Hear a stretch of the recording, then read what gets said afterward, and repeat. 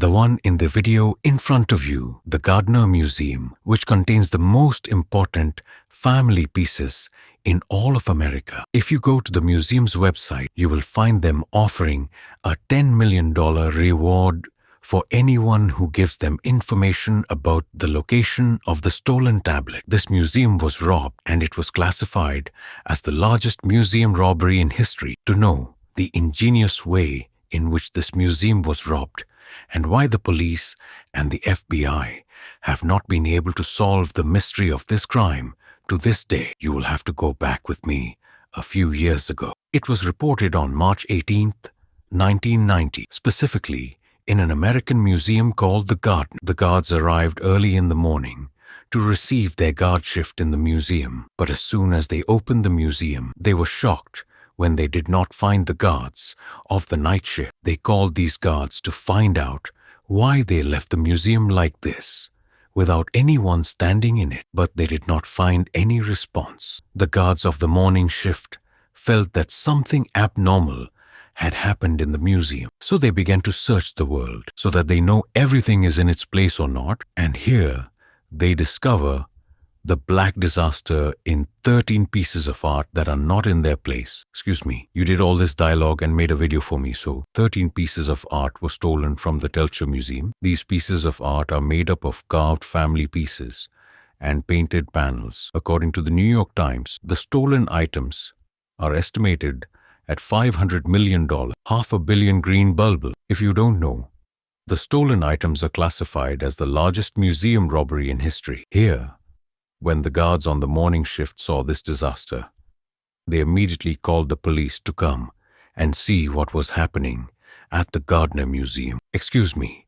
before you tell me what happened, you kidnapped me right away and entered the event. Tell me who this museum is in short. Its name is Isabella Stewart Gardner, and it is one of the oldest museums in all of America. The museum is designed in the form of an old castle with the features of classical European elegance, something like this. Luxurious, luxurious, luxurious, luxury. The ornate corridors inside the museum, which is full of artistic pieces, and the garden inside the museum makes visitors feel as if they have gone back in time to the Middle Ages. Every corner of this museum tells a story, and every piece of art tells a tale of beauty and innovation. The museum includes 2,500 pieces of art, consisting of a carved piece of art, a painted panel, and these beautiful words that are valued at tens of billions. This is what made it a target for all thieves and criminals, because simply any piece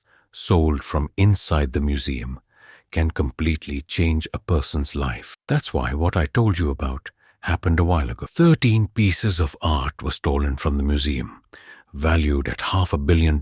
Anyway, the police and the FBI arrived at the museum to investigate this theft and began searching every part of the museum for any evidence that could help them solve the crime. But while they were searching, they found Wardeep's guards at night tied up and surrounded in the museum's basement. By the way, the pictures in front of you are real pictures of them when Wardeep's guards found them at night. Their names were Richard Abeth and Randy Haston. The FBI, after they broke up the ropes to the guards, began to interrogate them to find out what happened to them. Richard told the FBI that when he was on the night shift guarding the museum, and exactly at 12 o'clock at night, he was surprised that the fire alarm went off, so he quickly ran and started searching the museum to find out where the fire was. But after searching the entire museum, he discovered that there was no fire or anything. So he assumed that the alarm might have gone off by itself because there was a malfunction or something. About an hour later, at 1 o'clock at night, Richard found two men wearing police uniforms knocking on the back door of the museum because they wanted to enter. They actually went, and he started talking to them to find out why they wanted to enter the museum at such a late hour. The two policemen told him, "We came because someone informed us that your alarm went off and it's clear that there's a problem inside the museum." But Richard responded to the police and told him that there was no problem with us or anything, and that the alarm went off by itself, meaning that it was clear that there was a problem with the alarm. When the police heard this, he responded to Richard and told him that he wanted to enter the museum to make sure for himself that there was no problem. Richard also responded and said, "Sir, we don't have a problem with the alarm. I was wrong." In the end, Richard opened the door for the two dragons wearing police uniforms. After the police entered the museum,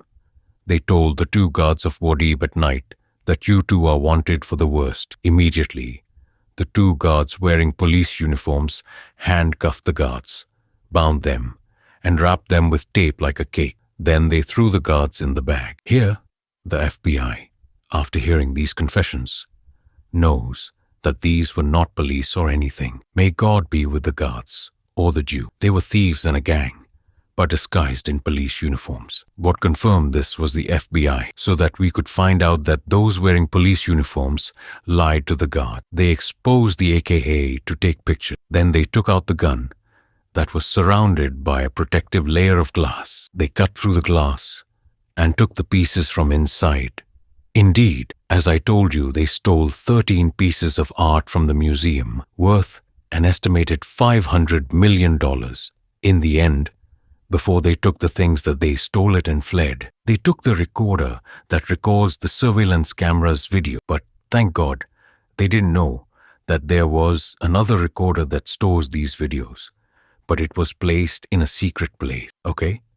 So we know that the museum was robbed and that the thieves took the artwork and fled. Now the FBI should know who the two people who robbed the museum are. When the FBI started digging into the details of this crime, they found that the gang that robbed the museum knew things that no one but the museum guards were supposed to know. Remember when I told you that the fire alarms rang by mistake? The truth that the FBI discovered was that this alarm didn't go off on its own. What happened was that the two people disguised as police officers were the ones who turned on the alarm themselves, and their goal behind this move was to distract the guards and find anything to bring into the museum. Here, the FBI began to ask itself how this gang knew where to turn on the alarm, which no one but the museum guards knew where. Okay, man.